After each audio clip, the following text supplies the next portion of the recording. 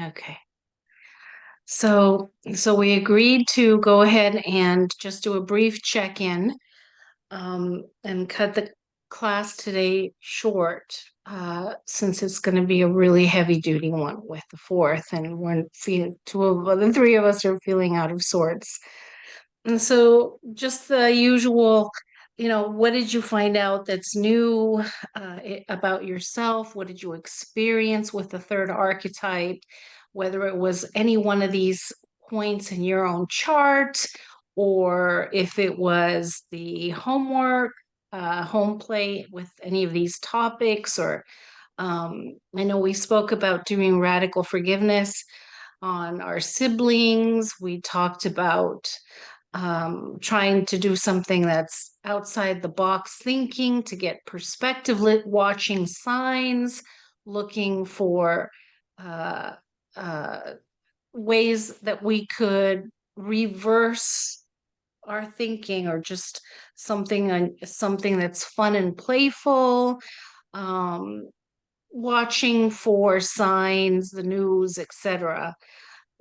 Also, the magician I have up here, since that's Mercury, and considering how it is that our thoughts are out picturing in our lives, our communication skills with other people, etc., etc. So, where are you guys with this archetype in terms of your inner standing of it in your own life and consciousness? Well, me For personally. me, Oh, go ahead, Lynn. Go ahead. sorry. Um, for me, I think I was kind of led down the path of like I did look up the that forgiveness worksheet, and I thought it was very interesting, like some of the things that that it had that you could recite and then list your things. And I think what was interesting for me that was tying in with the whole third house was um like a history of being reluctant to speak or act, or like being afraid to speak, and then like searching for the answers type thing. And by doing the worksheet and what was said in class, the insight I got was that I couldn't see the forest for the trees. Like I seemed to be struggling to understand and, trying to get the information. But what came to me after all that was really the need to kind of pull back a little bit just to get a bit of a bigger view and let the details kind of fall into place to kind of make more of a general overview of how things appear to be, like from my own experience. So I thought that was kind of interesting, just, not to get too caught up on all the little details of things, and then trying to understand like why this and why that, and maybe understanding different facets, but just really I think one of the things that kind of came together for me was just the idea of that, like if you're looking at all the little details, you don't get to see the whole picture. So anyway, so for me, that was a pretty big thing. And then the other thing was just with the third house cusp being Leo, and Leo liking to be appreciated by others. I kind of went a little further with it, with the idea of maybe on the more negative side of like Leo wanting reassurance, like Leo wanting to be told it's okay, and being third house, to be able to speak, or to connect or communicate, and wanting like a validation or a reassurance from other people to say, oh, it's okay, you can do whatever it is. Like, so those were two things that came up for me. Okay, that's pretty powerful stuff. Um, okay, thank you for that. And it sounds like, as far as the smaller focusing, brings in that Virgo energy that is within the third house. So that's interesting how we're looking at Mercury through the lens of Gemini, but you are experiencing it kind of both. because that's the topic, but you have Virgo in there. So, oh, that's interesting. You have Jupiter there. So yeah, that's Retrograde. tricky, that's Yeah. tricky. Yeah. Jupiter in Virgo, Jupiter big picture, but in the little, that's Yeah, a little bit of contradictions. It's kind of like, what's yeah. your opinion? And feeling I don't know what my opinion is, right? Like feeling a little bit scattered or whatever, but it's interesting. Like it's Mercury and it's Jupiter. They're both retrograde. They're ninth and third Mhm. houses. So I thought it was kind of interesting when I thought about it. Fascinating. Well, it's always nice to discover these patterns within ourselves and call ourselves on it without feeling shame or guilt. Mhm. Um, so, okay, cool. Thank you, Lynn.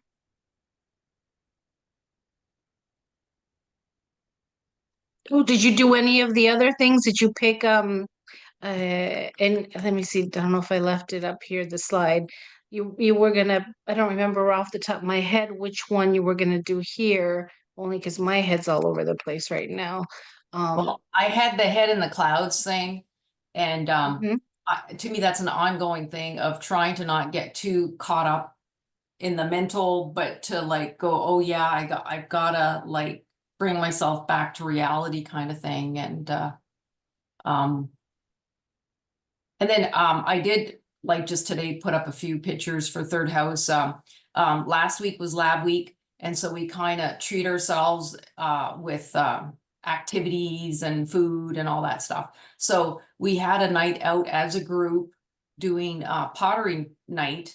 So I thought it was kind of interesting because it's like your environment, right? So it's my lab environment, people all going out, and we did pottery. So then we were making things with our hands. So I thought, oh, that's kind of interesting. Gemini hands, and yeah, so we did that this week. Very cool. Okay. I love that.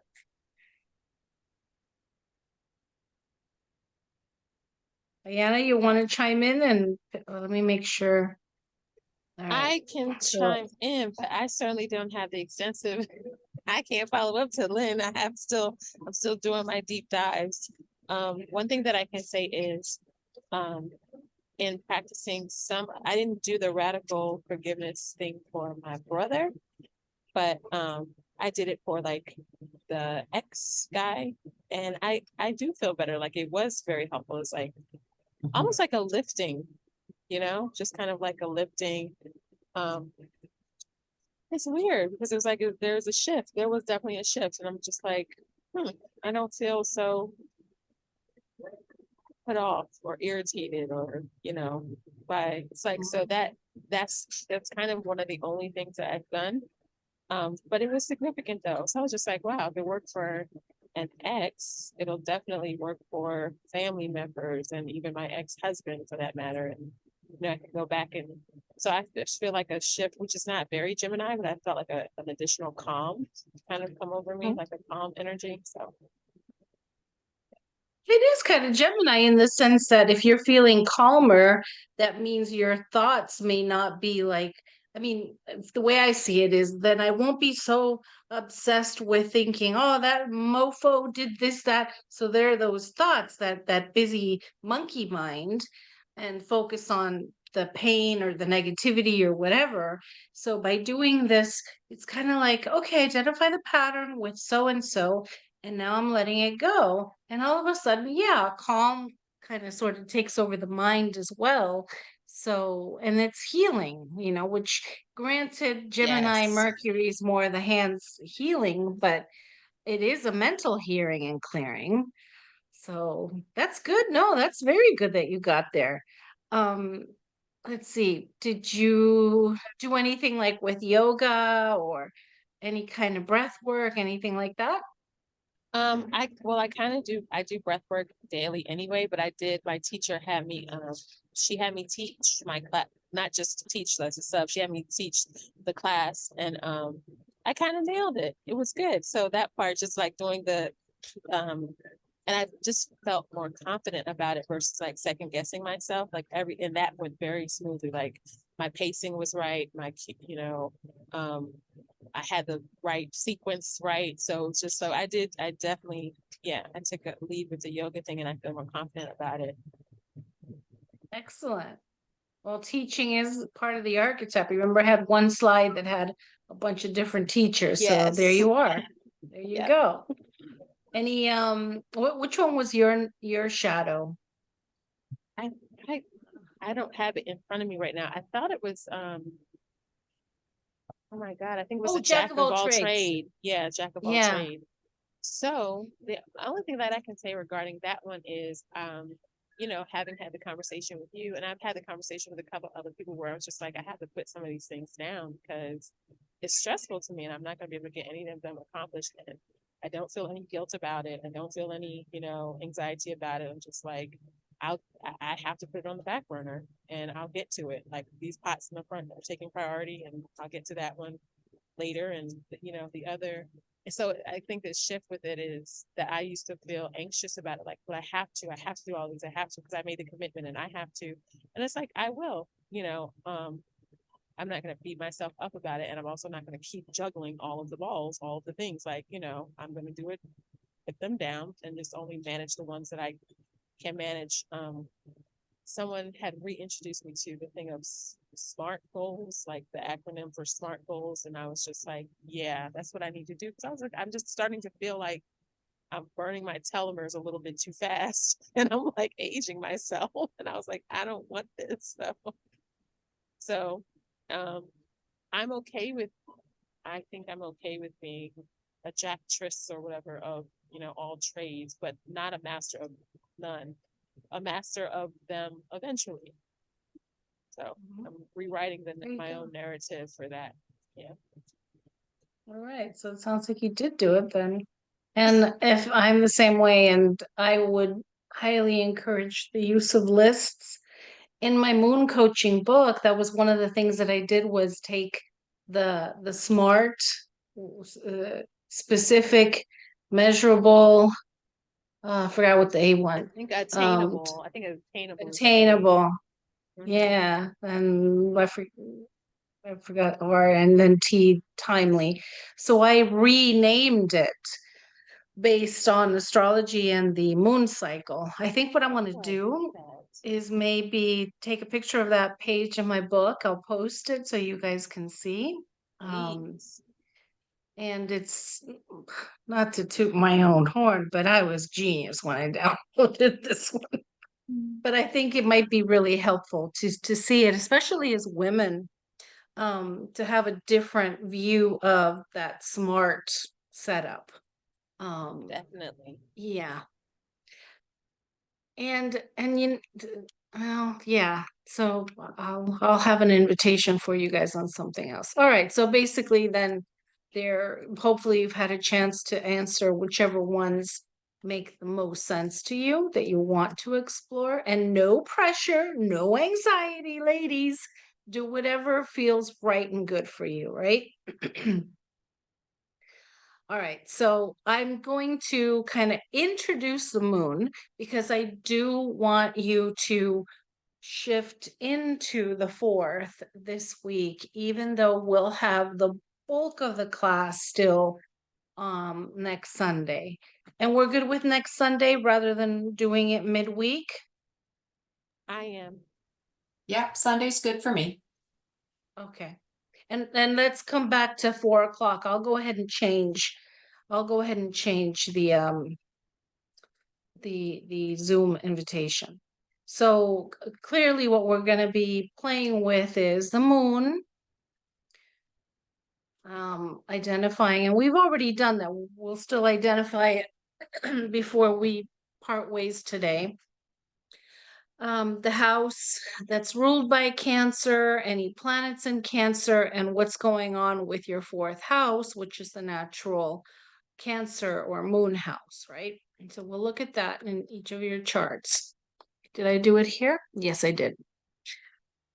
So Lynn, the moon, as you know, is in Aquarius in the 9th house. It's disposited by Uranus in Virgo in the 4th house.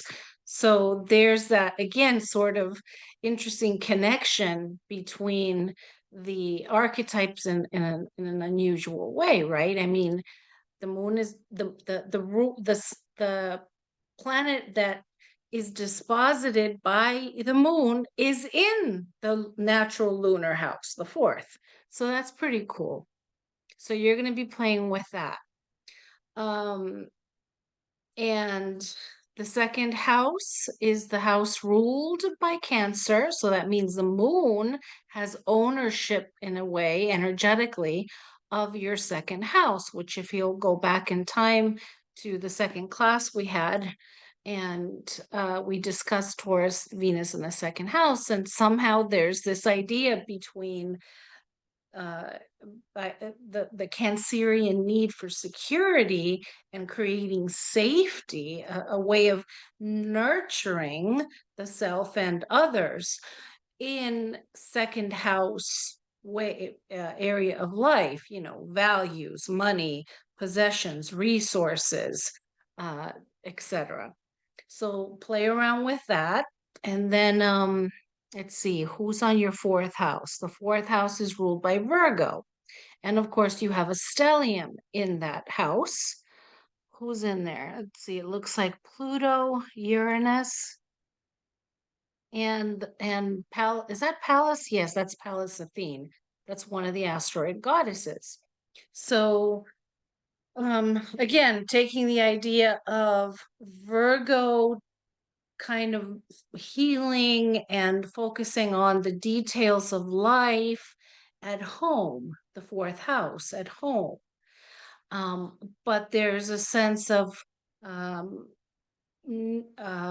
the Plutonian power. This becomes being at home and being able to be at home for yourself feels like it could be potentially a self-empowering process, right? Where you can self-nurture and have your own rules because of the Uranus piece there. So Pluto, power, Uranus, independence. So putting that together, that's what you can explore. There's this connection between those planets, Pluto, Uranus, and the moon. And what was the last piece that we would be looking at? That's kind of it. So the house on the second house, the sign on the second house, the moon position, the dispositorship to Uranus, and the fourth house, in your case, Virgo, plus those two planets.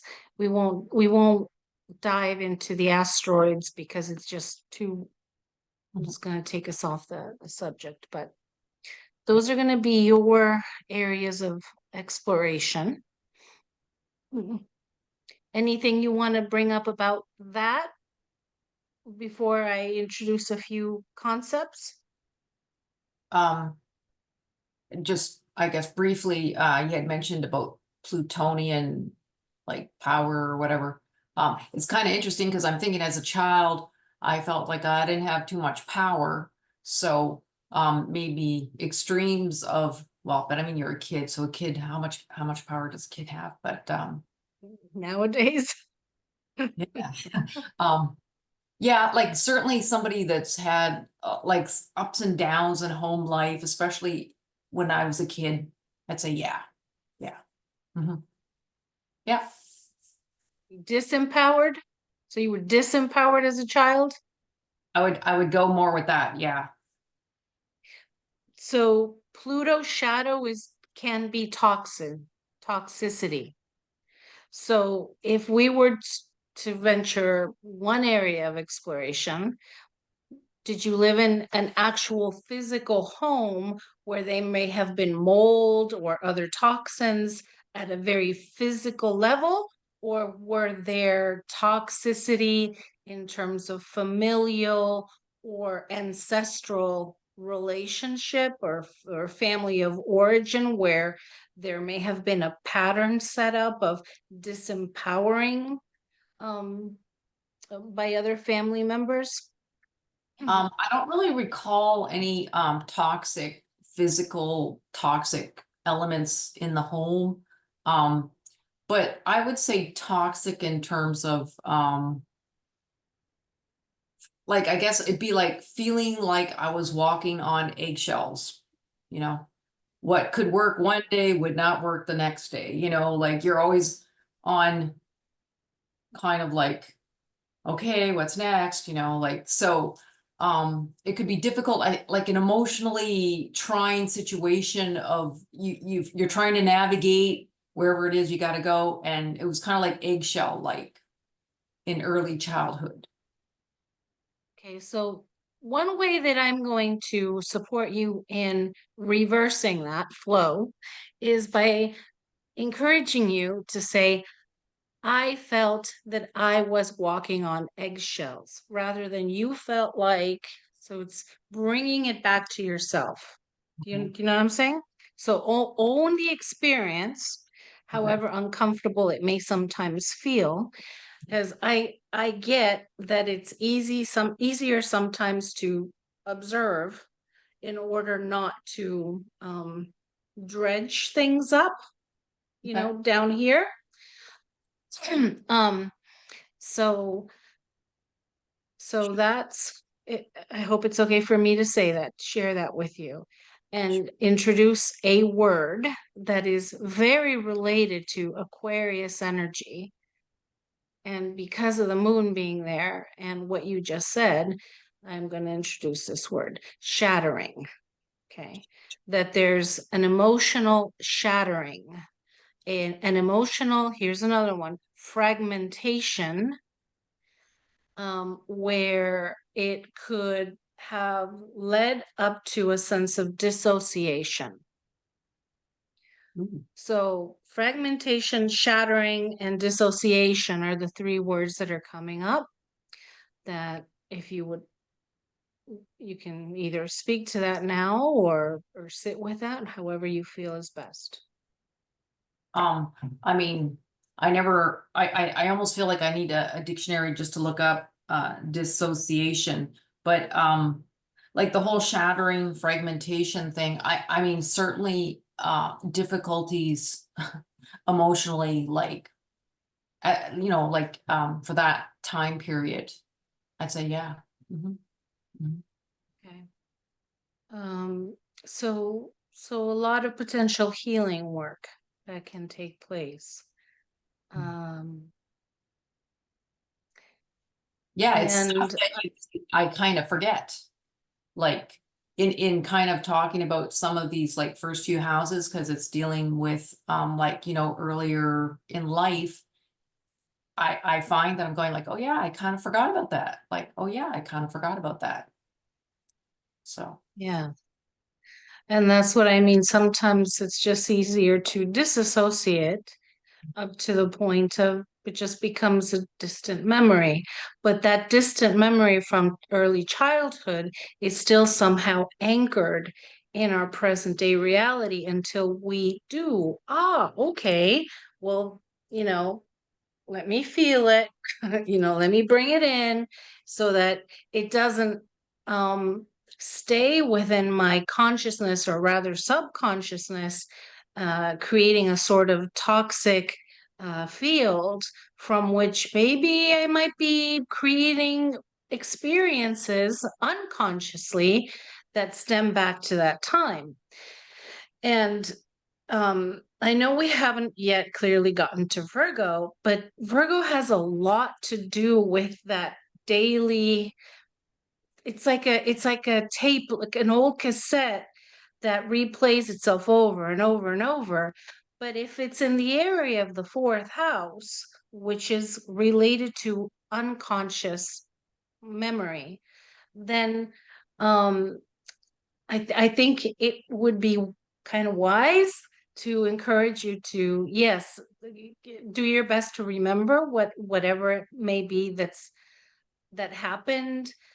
Um, and it could be that simple. Oh, you can't, we don't want to hear you right now. You said you weren't allowed to speak up or voice. That's enough to shut you up later on in life and not speak your mind or speak your truth, which is a very big deal for somebody with as much Aquarius as you've got. And all this links back to the second house. And what do we know about the second house? That the second house prime gift and field of experience is values. How do I, Lynn, value my gifts, talents, and abilities? How do I value myself? And if I was made to, be quiet and wasn't given permission to speak on whatever topic was important to me, well, then what I have to say is not valued. Therefore, I'm not going to value my own. Here's the link back to Mercury up there, conjunct the moon. Then my thoughts don't matter. My thoughts, what I have to share, just doesn't matter. And literally, that's another word for the second house, matter. So I think that this whole scenario here is pretty profound. And the connection between the lunar and mercurial. So homework for you, take the magician card for Mercury and take the high priestess card for the moon. Put them together. In your imagination, have these two parts of your psyche. Let them play a conversation in your imagination, and see what comes from it. Yeah, it sounds like a good idea. Yeah, and it does ring true. Like, yeah, like if you feel you can't say anything, then you feel like your opinions don't matter per se, and I, doubt your, I, you doubt yourself, I, right? I, I doubt myself. So if I can't say anything, then over time, I feel that my opinions didn't matter, like as a child, then yeah, then I would have that tendency to doubt myself. Mhm. okay. And now now that you're self-aware and you're bringing up this memory to conscious mind, then you can make a different decision, a different choice, a different way. So however that looks for you, work with it, work it this week. Again, combining Mercury with I can't move it, can I? With the moon. Um, Yeah, because they're ooh, conjunct, so yeah. okay. All right. So it sounds like you've got I guess I'm glad that we are adding a week that so Cancer is going to turn into the two class class. And I don't ever want you guys to feel like you're alone. And this is the kind of work where I would actually be guiding you much deeper, and we would process you um in my other courses, which is why and I will go ahead and make this invitation. One, don't feel like you're alone. If you need support, just call me, text me, email me, whatever it is. Okay. Don't ever feel like you're doing this alone, because we're kind of opening up. Astrology does that. Properly done, it opens up a hornet's nest in many ways, where it lifts the lid on a lot of hidden stuff. And it's your choice, whether if you do want to go about whatever you need to go out on your own, that's great. But if you need support, just let me know. Well, thank you very That's much. invitation number one. Okay. And Ayana, so what you're going to be exploring is the moon in Libra in the third house. So there again is a contact between 3 and 4 for you, with the third house being naturally ruled by Mercury. So there's the moon, there's your emotional body also tied into your thought making capacity of the third house.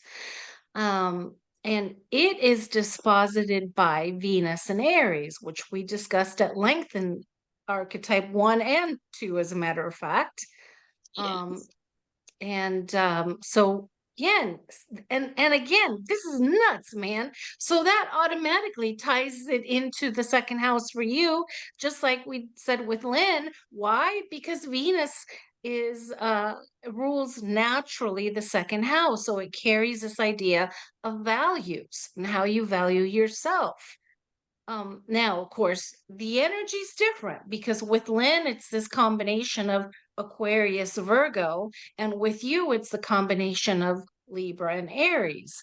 So, um, there's it's just a different frequency that has to do with creative exploration and bringing things to the forefront. And yet, there's also this, okay, but I got to keep the peace. How do I keep the peace? And with Libra, um so it's interesting to see how both of you have some shared strengths and some shared challenges. So let's see, where was I? So the moon is disposited by Venus values, and you're right to be able to say, I am. Um, and because it's conjunct Mars, it brings in that Martian um, capacity for both breaking free and moving in your own direction, but also for anger potentially, because the moon is all about the emotions. So keep that in mind this week. What am I exploring? I'm exploring my moon. I'm exploring my lunar body, my lunar nature, which means my emotions, my emotional body, my capacity to feel, my capacity to both um, uh, be able to open up about my emotions, or maybe which ones am I holding back. So that's what you're both exploring, right? Just in general, the moon. But it also brings in some of the shadow things because the moon is karma. The moon is what's hidden. The moon is what can sometimes be buried or trapped emotions. And the moon is the subconsciousness. Okay. So all of these things are being um, visited upon this week, uh, and again, so for Ayana, it's somehow tied in, the emotions tied into Venusian values, beauty, and what is um again, it's so weird. I wish you guys were more different so I'd have different things to say, but values and self-worth are totally a part of both of your explorations with the moon. So, in whatever capacity it is for you, Ayana, that's just my interpretation of that Moon Venus connection. There's this whole goddess thing there because Moon Venus, that's total goddess vibe, right? Um, so there's that, and what else was it? Okay, Cancer rules the 12th house. So a sense of security around 12th house topics. It's important for you to pull away from the world and retreat into that quiet zone represented by the 12th, in which you find God.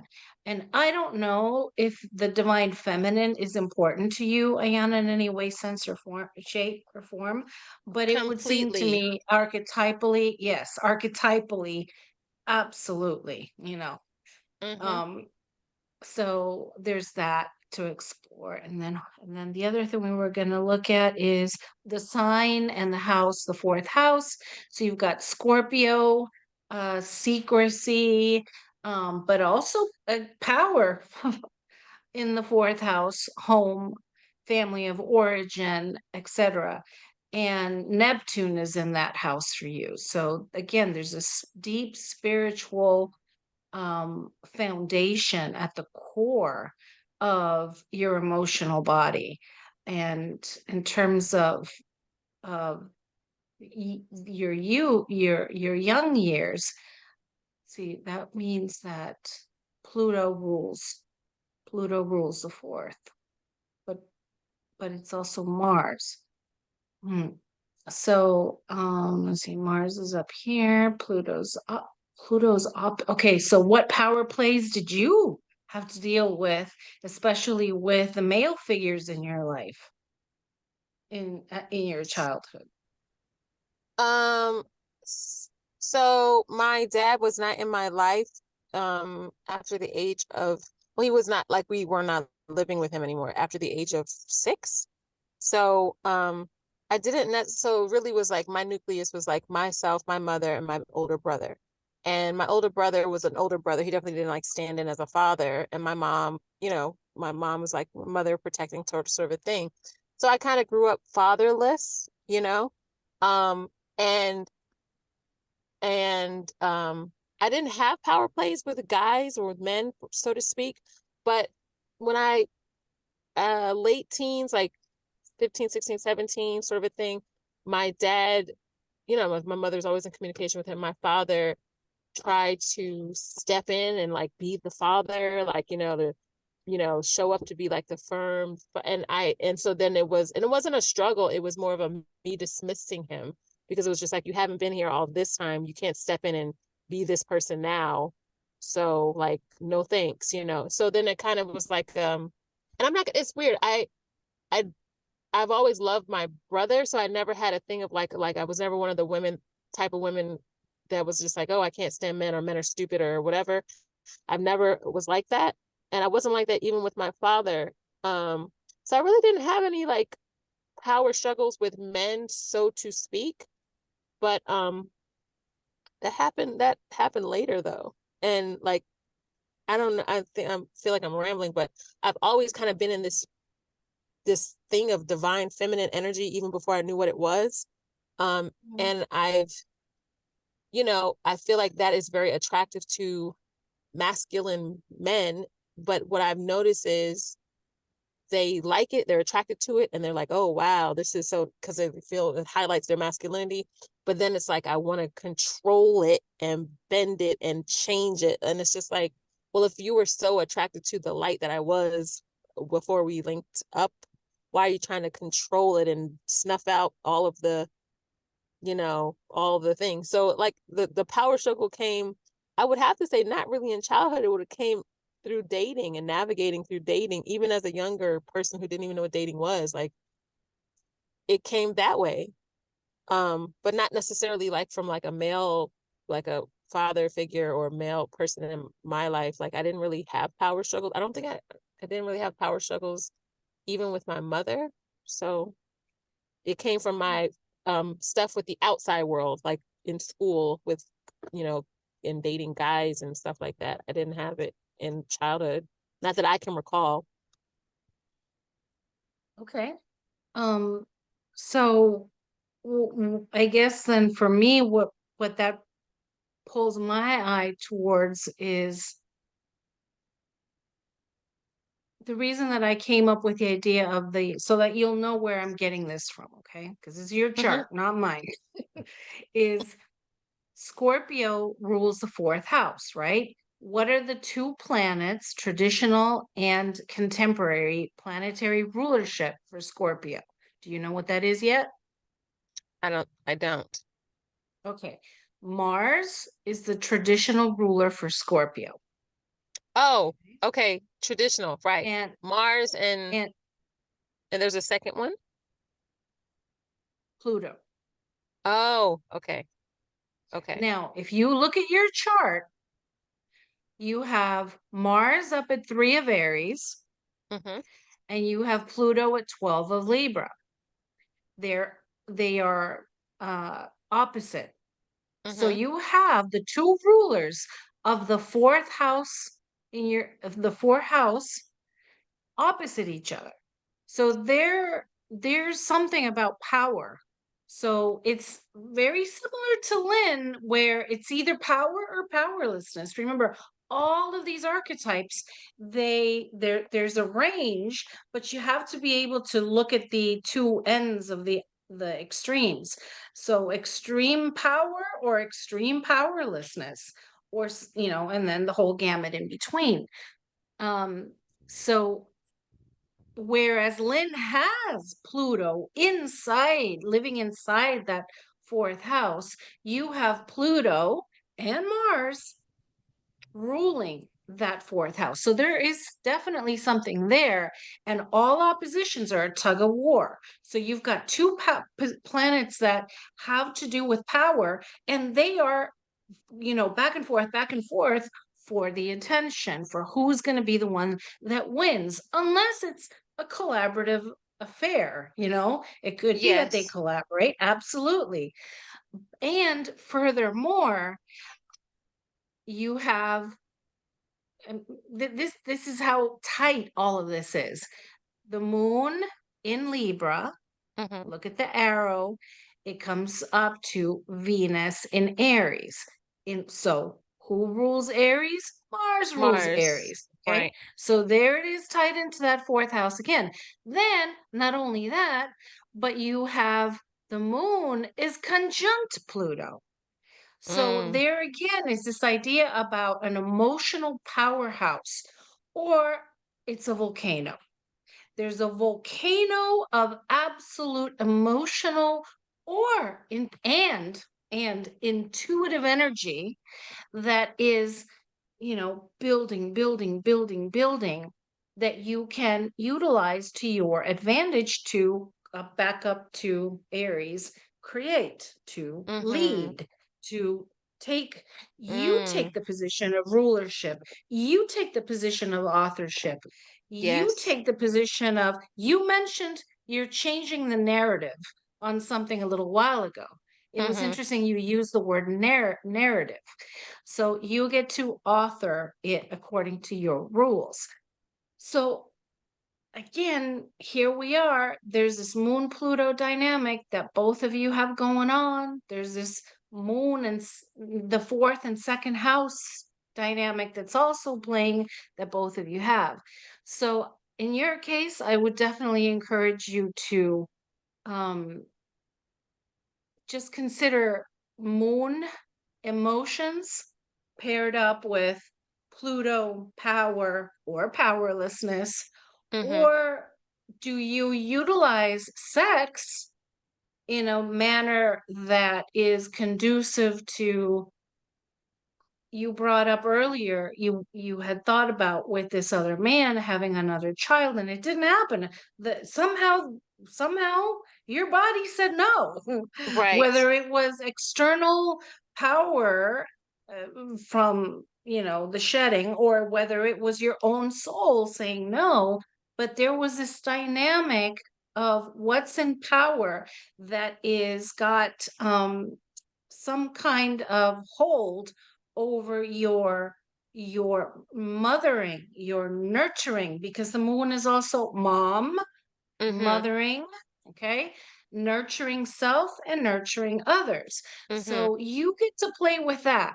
I think you don't have to No, take my word for it. no, I will. It's just that, like I said, I just didn't recognize it as far as in childhood. I see more of Yes, that, yes. that it was more later, like once I Okay. became sexually active and having relationships and interacting with, guys, like as far as romantically and navigating through the emotions and whether someone was being, upright or forthright or telling the truth or whatever. I've definitely experienced power plays with men, but in romantic capacities, not Okay. platonic capacities or families or whatever. In romantic Okay. capacities, for sure. There's definitely been like, wow, you're such a powerful, Venus siren type of a divine feminine woman. And then they try to like change it or like snuff it out so that I am submissive or, and it's just like, well, if you recognize that I am like this, why are you trying to tamp out my fire? Mm-hmm. So that has been the case, and I have most of the time been very much ferocious and powerful, but in only in romantic relationships have I allowed myself to become and feel powerless. So Mm-hmm. yeah, that's the only time where I'm just like, I can identify with it, where it's just like, where I'm like, this isn't me. Like I have to like, no, I have to change this. Like I've allowed the person to, I've given them my power only in romantic relationships. Okay. Yeah. Okay. Well, then it's tied into your emotions And rather than the fourth house being childhood, then it would be your psychological foundation. You know, your inner temple, the inner goddess temple.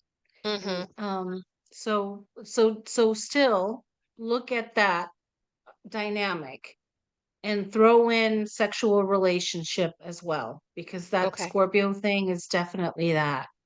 Just something to explore. Okay. Okay. So do you guys have anything else that you want to bring up about your charts before I do one or two more slides? No, I guess Look at not that. while we're It's in already this. 5:30. We practically did the class anyways. I don't think I have anything specifically. You've given me a lot to chew on. I'm Okay. good. So, so let's look at so for Lynn, it's house 9. And I look at opposite houses. So Lynn, moon is in your 9. Issues pertaining to beliefs, higher mind, how you engage with the world to expand wisdom, your personal soapbox. It's also organized religion. It's also, you know, for dealing with people on an international basis, business. Um, it's also, let's see, what else can we say about the 9th house? It's also publishing, and in some way, it's just really powerfully connected to the idea of one's deep beliefs. Okay. That's why it's important for you to get what we discussed about in your house, I mean in your chart. And then for Ayan, it's in her 3rd house. So pertaining to community, networking, how you communicate with others, your siblings, it's education, whatever you picked up from your immediate environment as a child. And it's also where because of the information that's coming in through that early childhood 3rd house education, those ideas become our opposite 9th house beliefs. So you see how you guys, again, there's this connecting link. You're making my job easy in a way because you're so connected. Oh my God. So the moons are in opposite houses. So in the 3rd, you receive the information that eventually becomes the beliefs that you have in the 9th house when you go off to college. Understand? Yes. So just a quick question. So could it be also thought of like in the 3rd house as being knowledge, and then the 9th house is more of the wisdom of the applied knowledge? Correct. Okay. Absolutely. Yes. Okay. 3rd house is early education. So it's, nursery through high school, the end of high school. And the 9th house is college, or when you travel and learn from others. Okay. So 3rd house would be writing and journaling, etc. But the 9th is actually getting the book published or your website. That makes it very clear. Got it. Mhm. It's also lower mind, your concrete mind in the 3rd, higher mind, but absolutely knowledge and information, experience and wisdom. That connects the All dots right. for me. Thank you. You're welcome. So we reach the first of our water signs. 1, 2, 3, 4. And with that, we complete with this one, we complete the first quadrant,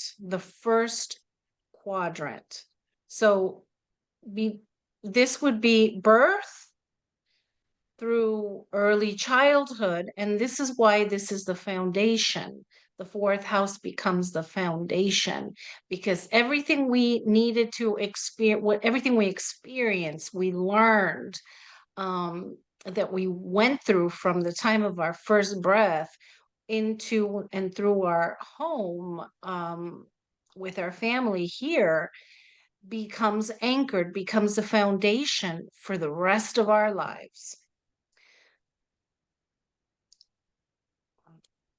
Let's see. Oh, I forgot to do this one. I'll leave this one for next week then. Oh no, I do have it here. The path of family roots and society, or what I call the roots and fruits. Anyways, it's the path of tradition and social structure. Traditional family, traditional work, etc. The more I'm able to do today, the more we will have next week. So I'll just go through as many as I can. You're okay, Ayana? I got my Yes, energy back, so I'm okay. I pulled over so that I could actually like look at the chart and, be a part of, see everything. So I'm okay. Yes. all right, great. And Lynn, Thank you you. were okay for sure, right? I'm good. I'm just with you guys. Whatever you guys can do, we'll do. Okay, great. Thank you. So you're gonna work with water. This is the first of our water signs. So take time to somehow connect with your moon via water in general. But again, the other thing is to consider the element of your moon sign. So you have an airy moon, Lynn, right? Moon in Aquarius. So there's the combination between moon water and Aquarius air, mind, emotions and mind, right? A blending of those two elements. And Ayana's moon was in Libra. Same thing. There's another easy one. So you also have the same combination of moon, water, and air by sign Libra. So the mind and the emotions.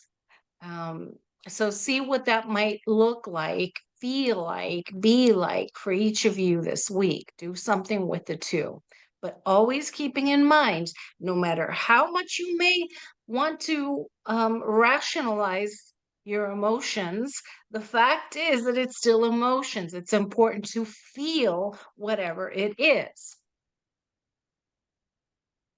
Whoops. Isn't this the cool? I love this picture I found. I just added this one.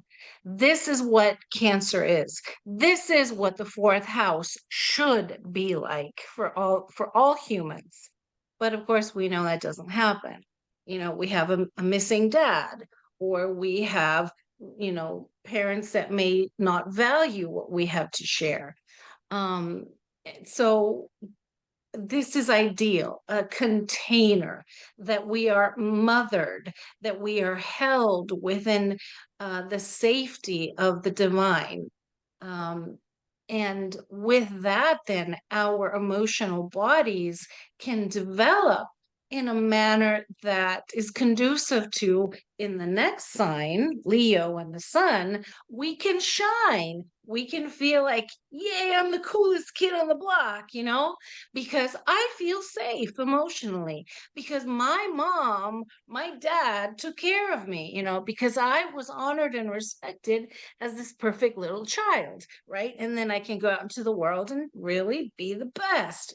So that's what we're idealizing here, is to create a sense of emotional security for ourselves this week. That's Cancer and the moon and the fourth in a nutshell. So the planet, like I said, it's the emotional body, represents my fundamental needs. What do I absolutely need to feel safe, to feel secure, to feel loved, to feel safe? I'll just always go back to that. It represents our genetic roots, our lineage, our family of origin, and our ancestral connections. And of course, it's the great mother, the divine mother, the goddess. Of course, we know astronomically, this is the length of one lunar month is 29 and a half days. Excuse me. And So it's the second brightest object in the sky. She reflects the light of the sun. The moon is seen technically as a dead body that has no life force of its own. It reflects the sun's light. Well, without the moon, astronomically, the earth would not be able to exist. There's a relationship, a gravitational relationship between the sun, the moon, and the earth that we're here because of that. And that's what actually creates the phases of the moon.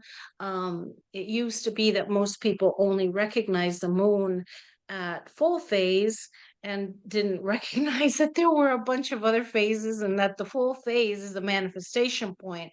But for any manifestation, there's a seeding point.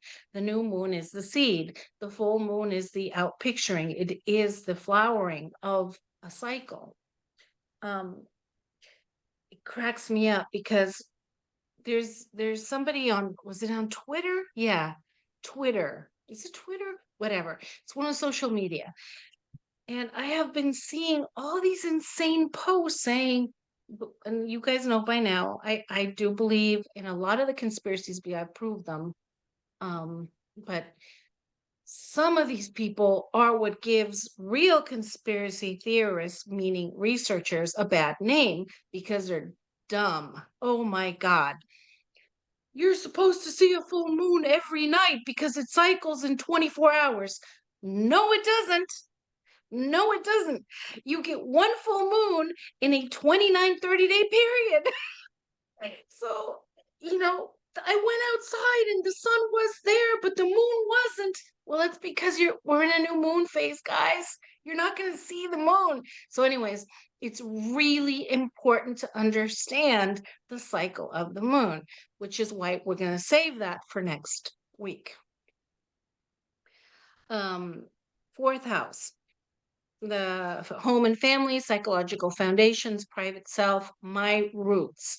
So this is where, if the fourth, the foundation here, is the roots and the fruits are up above, opposite that in the 10th, we have our psychological foundation, our home, our family, our ancestors.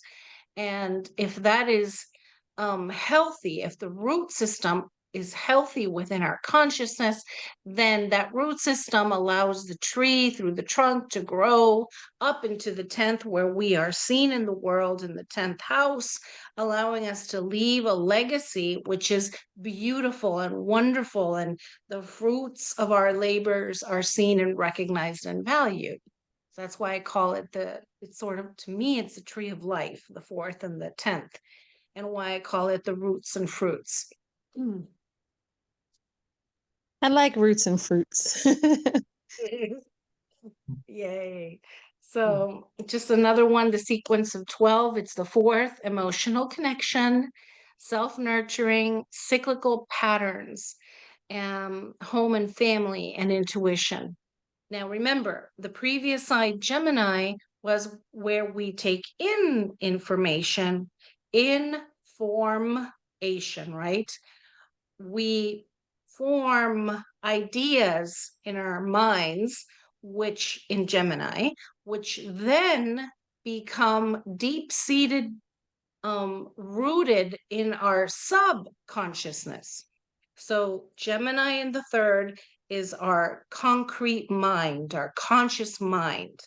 But all that sinks in and feeds what becomes that soil in that 4th house. This is how important understanding the 4th is in our charts. And we don't have to be stuck with ideas that became beliefs rooted in our unconscious or subconsciousness if it's something that we've outgrown. We outgrow our clothes. We outgrow our beliefs, right? We outgrow certain emotions that become these patterns that are self-sabotaging. So we don't, just because it's in our chart as an experience that was not fun, doesn't mean we have to hold on to it. Cancer likes to hold on to things. No, we get to give ourselves permission to let it go.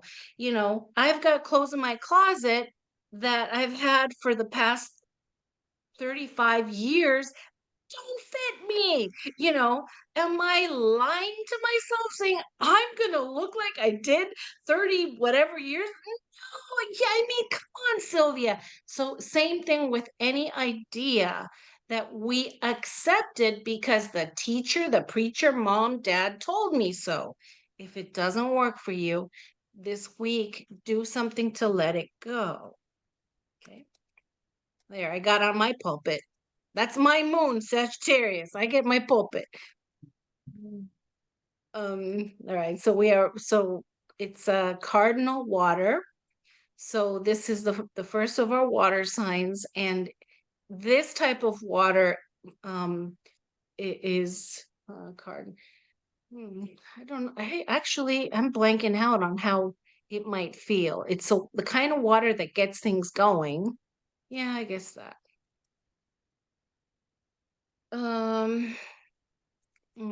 This is kind of boring. We're going to skip this part. The purpose is to feel and nourish.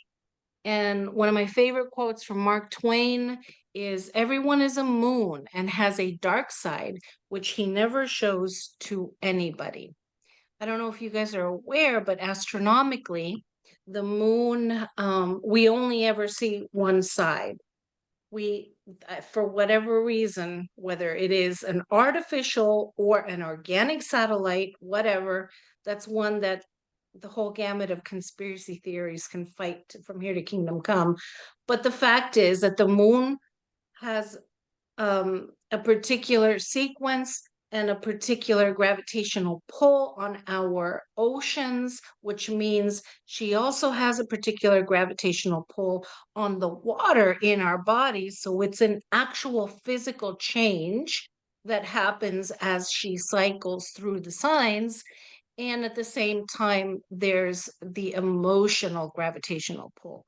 And I don't know if you guys know any nurses or ER people or anything like that, but I've been in and out of hospitals and I ask them the same type of question always that I go in. It's like, well, when do you have the craziest, busiest times? Oh, it's the full moons and the new moons. Same thing with I've totally heard that before too. police and emergency. Pardon? I've totally heard that too. And also with births. Yes. Yeah. Yes. Yeah. Speaking of birth, I don't know where I got that one from, but I thought that was pretty cool.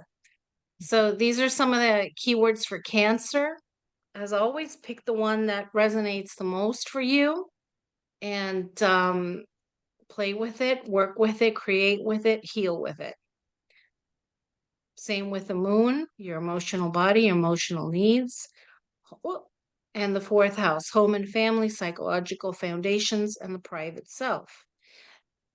And I will say that it's not just your psychological home, but it could very well be your actual physical home as well.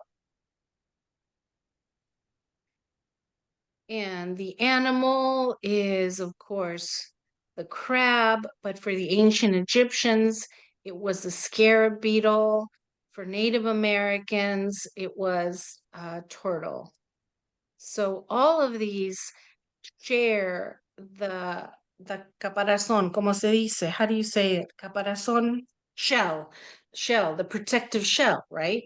So you can see the moon in your charts, regardless of the sign, as a protective shell. What you do to feel again safe, to protect yourself. And in terms of where Cancer is in your chart, so what was it? It was Cancer was on the second house for Lynn and 12th house for Ayana, right? So you can see those houses and the say the stage that those represent as areas where you feel like you might need to do protective work, both physically or energetically, or that somehow give you a sense of safety and security, or maybe that should give you a sense of safety and security. Does I that was, make sense? I was actually gonna say too, my ascendant is Cancer too, right? So it's kind of like a 1-2, right? So I don't have your chart in front of me.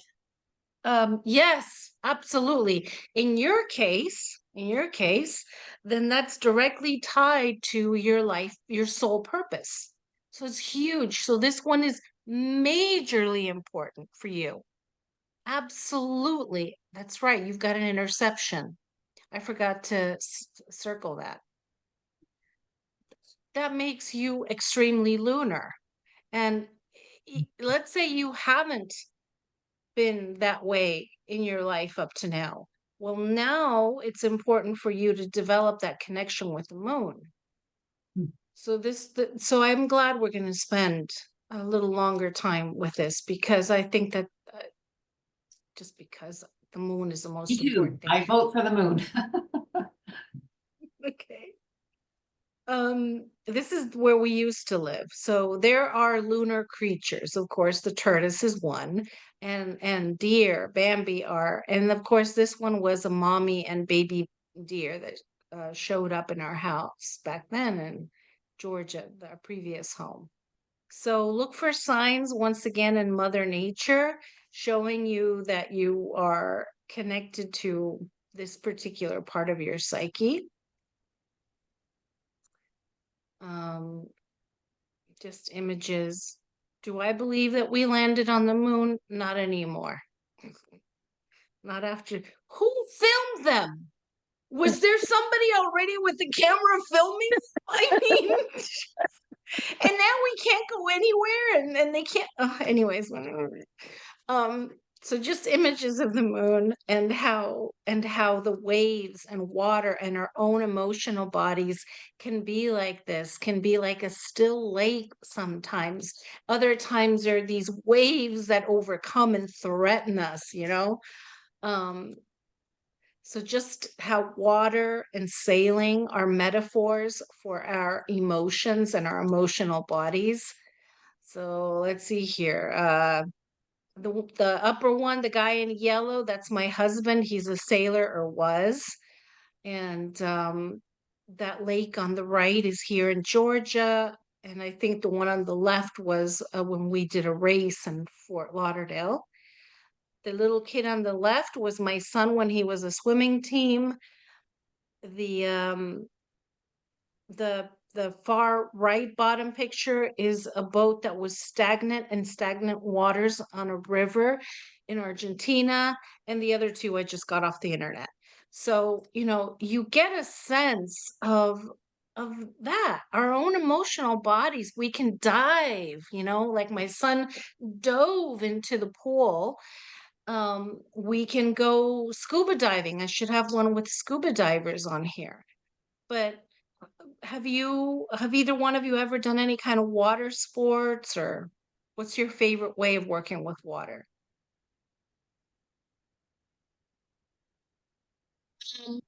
I Lynn? oh Or Ayana? I think Lynn, you're diving right now. Shirt that says all. Just realized you showed up in water for us. Thank you.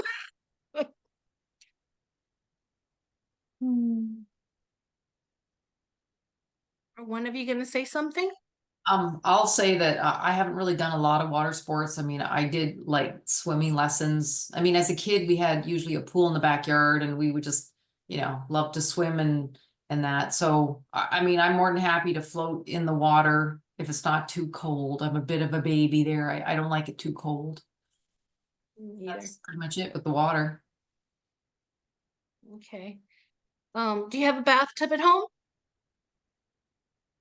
I'm not really a fan to soak in the tub, actually. I do if it's like super duper hot out and I want to cool down in some cool water or something, but for the most part, I don't really soak in the tub. Like But you know, if somebody has a nice swimming pool and it's really hot outside, I'm all in. Okay. I'm trying to see what activity you can do with water this week.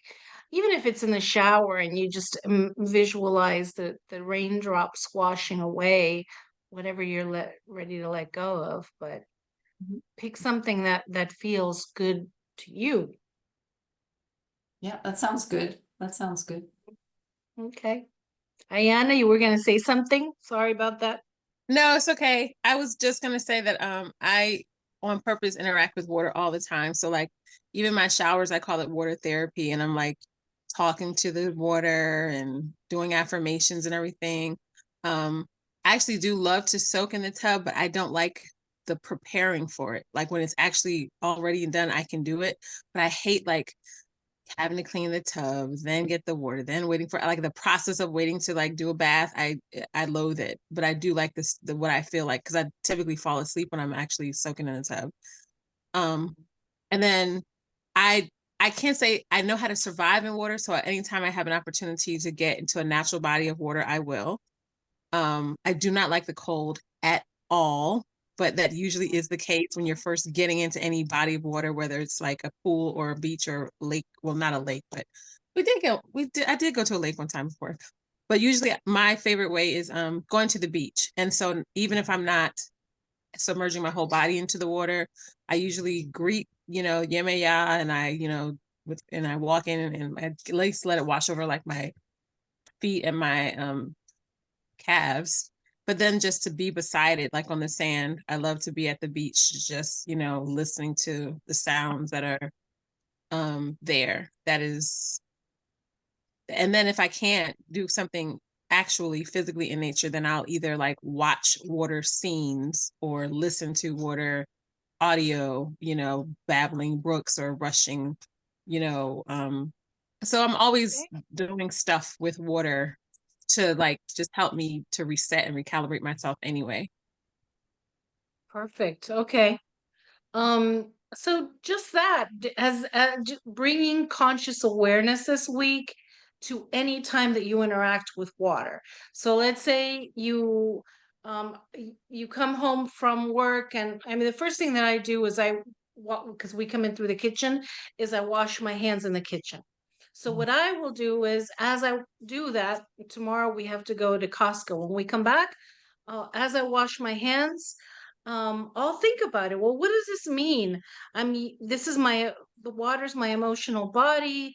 Hands are Gemini, right?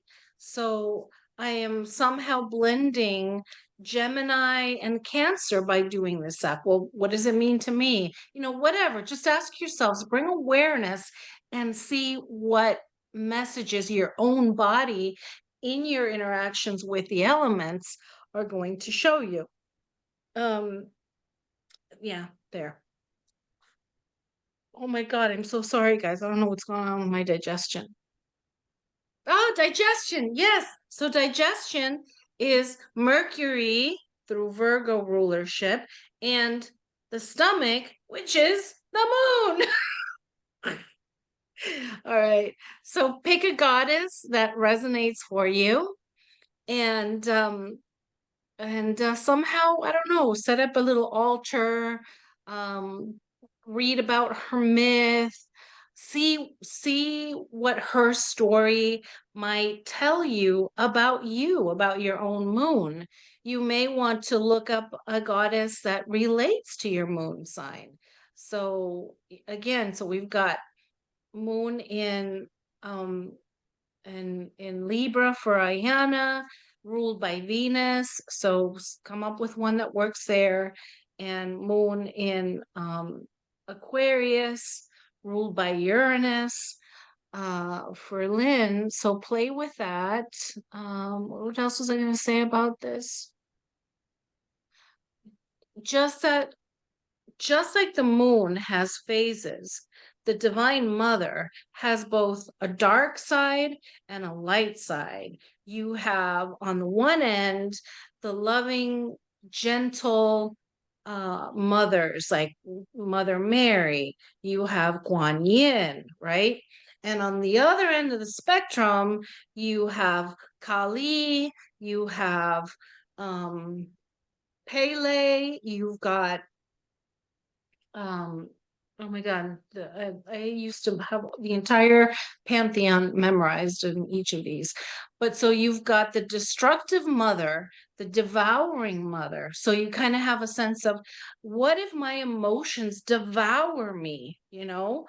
Or you've got the ones, like I said, I mentioned Kuan Yin, which is the mother that is she cries for the world, right? She's a bodhisattva. So you've got one in which your emotions aren't devouring, scary, like on one end, but you kind of feel like you're drowning, you're being drowned with your sadness. So all of these goddesses have some gift to give us about how we deal with our emotions. And of course, the most important part of the goddess energy, to me anyways, is how she is the great mother. She is, I mean, what does motherhood mean to each of you? That's an important question um, to look at. Uh, um, and this happens to be oh man, it's my class, so I get to say it. I'm very careful in terms of social political things in social media. And sometimes the Sagittarius moon in me gets the better of me, and I go ballistic on topics that I feel are very important. Being a woman is very sacred. And I feel very strongly that as women, we are the ones that birth. We are not chest feeders. We are not birthers. And no, men cannot give birth. So that's the one time I'll kind of be political, social political. And that's not to say that I don't respect each person's. I do. I absolutely believe in each person's right to choose anything they want. But no one's going to say that I have to address myself as a cis woman. I am woman. I am a mother, right? And I am extremely vocal on that topic in my personal profile, not in the social media one. I'm not ready to take that plunge yet. So being as lunar as I am an absolute advocate for women and for mothers. And I love men, don't get me wrong. And the masculine is every bit as sacred in its divinity as woman, but men do not birth, and men cannot become women, and children should not be turned against their own bodies. As an astrologer, we are born at the moment that our soul chose, and in the body and sex that our soul chose. So that shouldn't be messed with, in my opinion.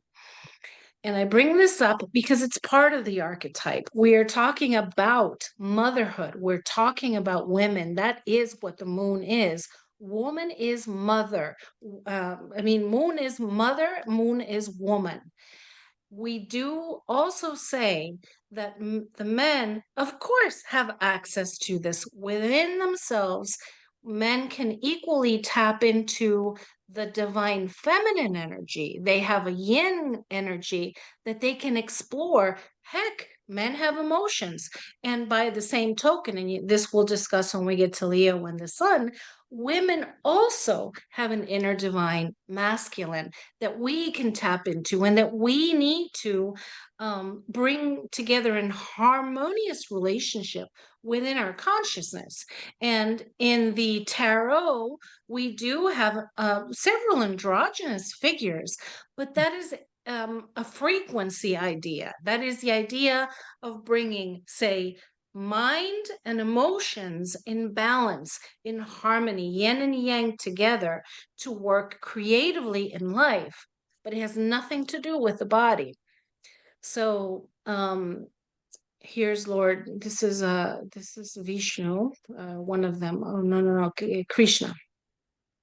So, of course, throughout art, throughout history, throughout all culture, we find the mother, the goddess, with a child that she births and becomes the light of the world.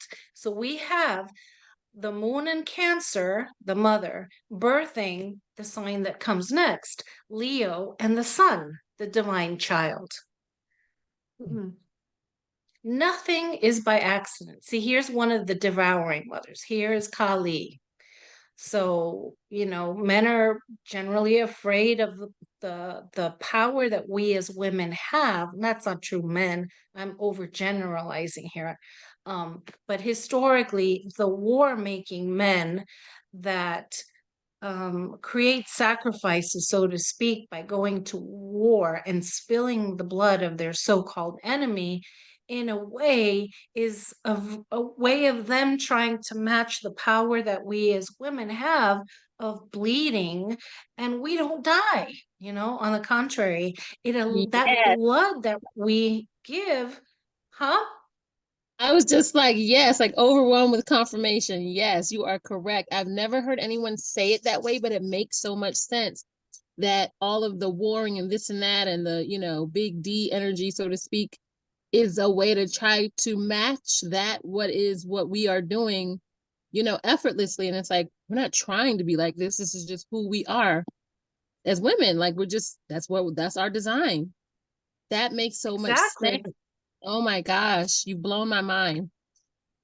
That's just something that comes to me when I see the art and I tap into what's going on and what's been going on. And the truth is that I don't believe in a matriarchal society either, I, any more than I believe in this patriarchal bullshit. I believe in the harmony between the sexes, a harmony between the masculine and feminine, and then understanding in the gift that each one brings to the table. And it has nothing to do with sexual preference, because I totally support and love gay men, lesbian women, bi, all of it. It has nothing to do with sexual preference, but sex is real, and the entire world is made and based on polarity, duality. Lynn, you being from Boda, I'm sure you've come across the Kabbalion and the seven sacred principles. And one of them is polarity, duality, the yin and yang, the masculine, feminine. It's how creation comes about. Yeah, exactly. And I know sometimes it goes a little bit overboard with people trying to blur the boundaries, but I'm thinking you can have your preference, whether you like the men or the women, but I find it kind of gets messy when it gets blurred, when it doesn't change the fact that there's negative, positive, male, female, there's the polarity. You can't get rid of it. Mm-hmm. Absolutely. It's how the universe works. Right. You Exactly. so yeah, so this one is where we celebrate the feminine. Next week we celebrate the masculine, but here it is about mothering ourselves. It's about nurturing ourselves. So um, you know, there's also the importance of the moon, the moon sign, and the position of the moon in our charts tells us how we nurture ourselves at best, how we can nurture others, how we mother others, how we can mother ourselves, regardless of whether our own physical mother, if she was present, was able to nurture us in the way that we needed. Because most of the time, our moms don't have the information that we, for example, Lynn, your kids are older now, right? They sure are, 27, 29. Okay. You can still do this, because maybe they don't know this, but Ayana still has the little ones. And I still try to do this with my son, even though he's 30. But if you know their moon sign, you can feed them what they need. For example, first you have to find out yours, okay? So, what do you need to feel loved, nurtured, safe? What do you need emotionally and even physically, okay, to feel mothered? And you can ask yourself whether you got that from your mom as a child or not. If she didn't provide it because she didn't have the information, maybe necessarily that you have Libra moon needs or Aquarian moon needs, they didn't have the information necessarily about the condition, whether there were squares or oppositions or trines to your moon, which adds further coloring to the things that you need to feel safe.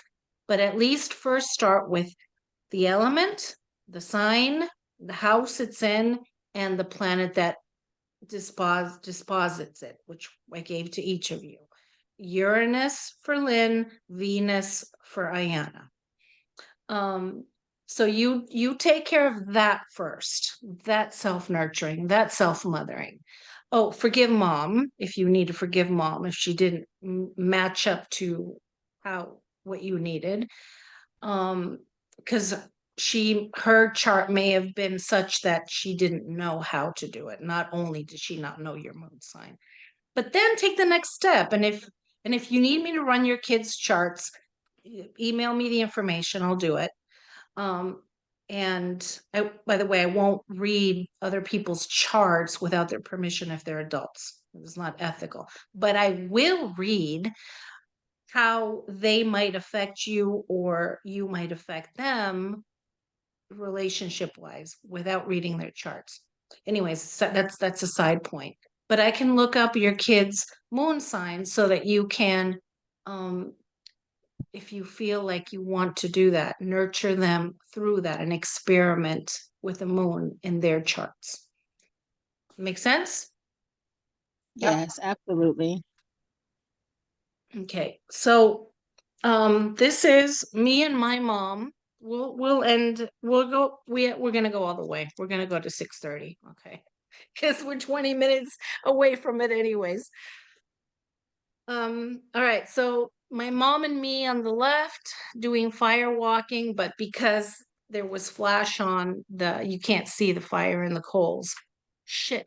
See, that's a sign. The computer's about to, I don't have it plugged in. Oh my God. It's okay. Just save. You're recording it, so just save it. Yeah, I know. The thing is that I don't want to get cut off from you guys, but if we do, then we'll just pick up. Hold on. Let me see if I have a plug. It's not going to reach. Fudge. Bear with me. So that's me and my mom walking on fire. And then this is you and your son. And the other one is my son and me. Yep, Sebastian and me. Oh, you got to see my mess. House. Okay, soon. All right. So yeah, so do something if you want to honor your mom, if that's something that resonates for you, or honor yourself as a mother, whichever makes sense. My mom's name was Magdalena del Valle, Magdalene of the Valley.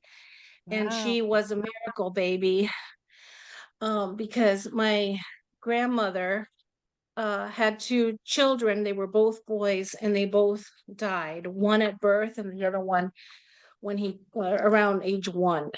And so she made a promise to one of the Virgin Mother goddesses in Argentina that she would dedicate her child if she survived and somehow take on the name. So my mother was born a girl and she got Magdalena of the Valley.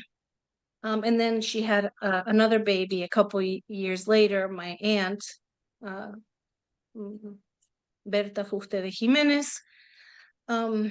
So she lost 2 baby boys and gave birth to 2 baby girls, my grandmother Carmen. Anyways, what about if you each feel comfortable speaking your mom's names into the circle? My mother's name is Noella. Say that again. Noella. Noella. Noella. That's beautiful. That is. Is she still with you?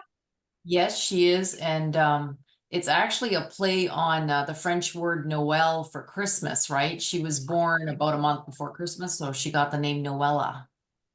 Oh, it's Beautiful. beautiful. I love that. Yeah. Yay.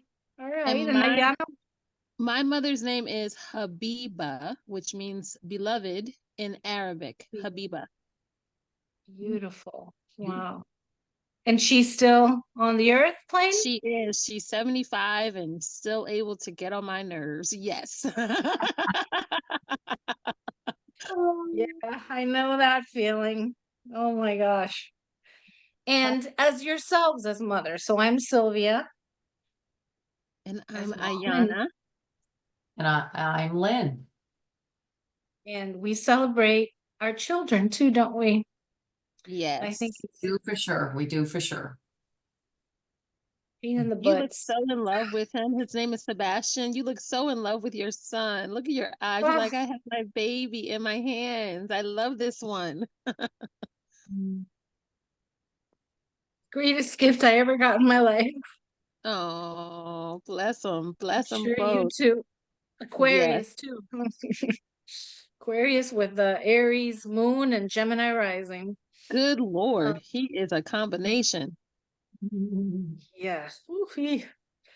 So I just love these pictures, these paintings, and these photographs.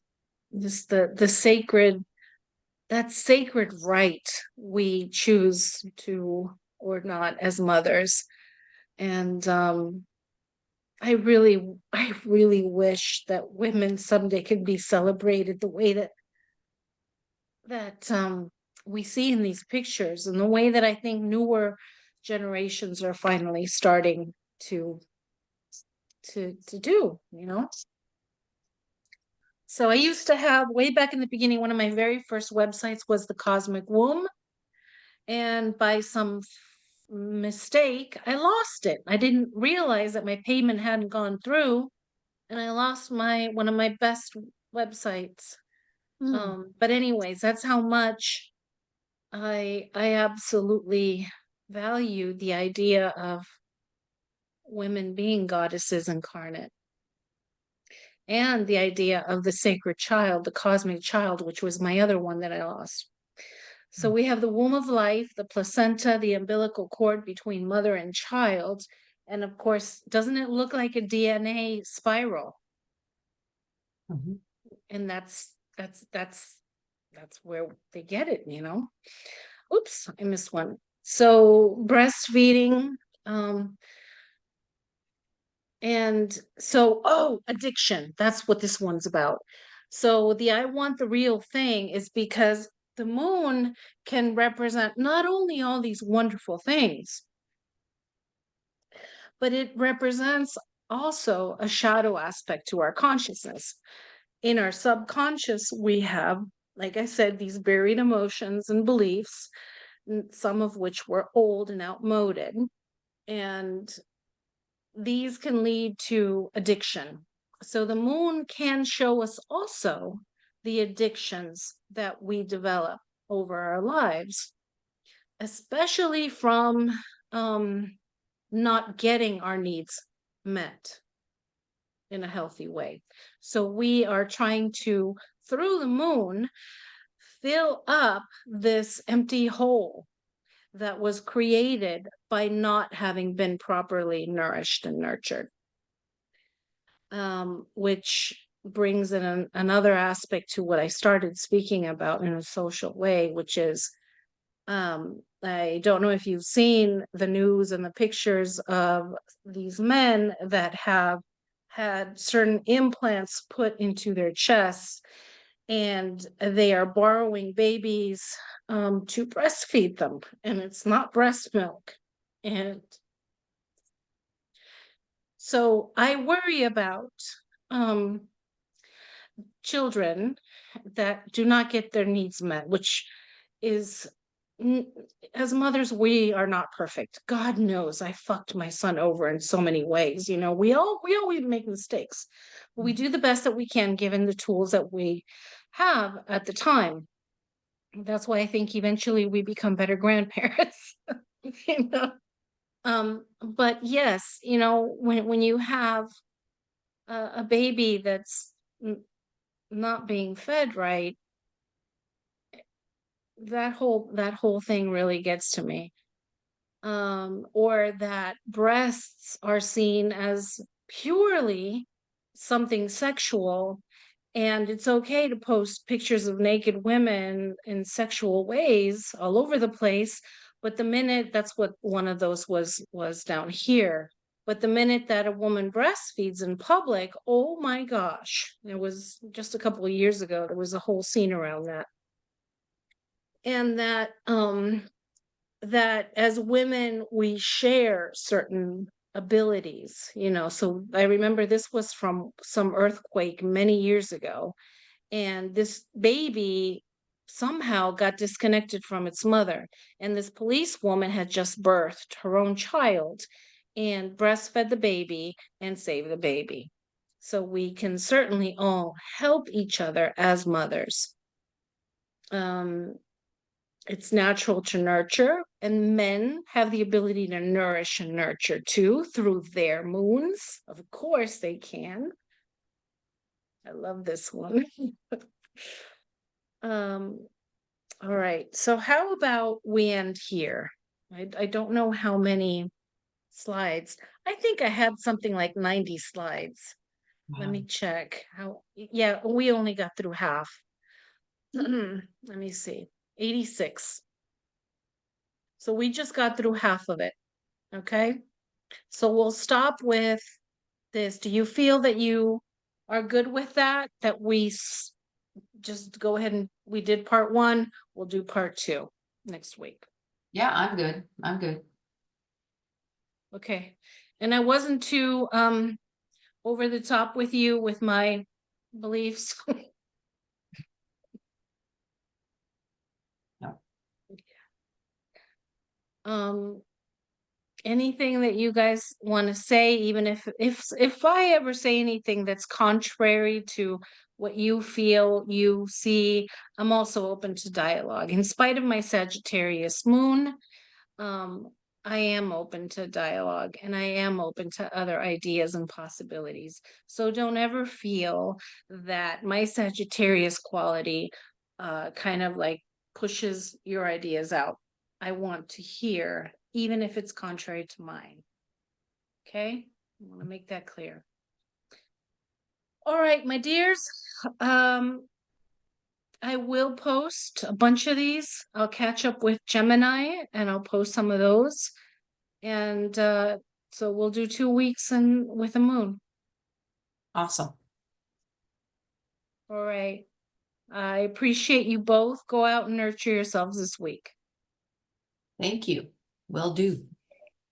All right. I think we may have lost Diana. Yeah, I don't know All if right, then. yeah.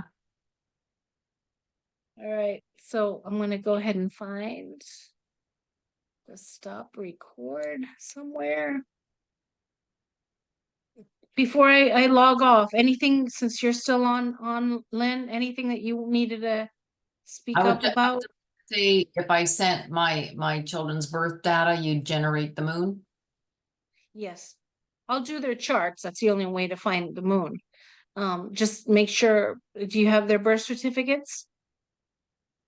Well, actually, when they were born, I recorded the time because I was into astrology then, right? So yeah. But I've done their charts, but I'm thinking, well, I don't mind sharing with you and getting your feedback on the moon, right? So I'll send you the data that I have. Okay. And Fantastic. thank Do you. that. Thank you. You're welcome, my dear. Okay. Have a good night. Go ahead. Okay, you too. Thank you. Bye-bye.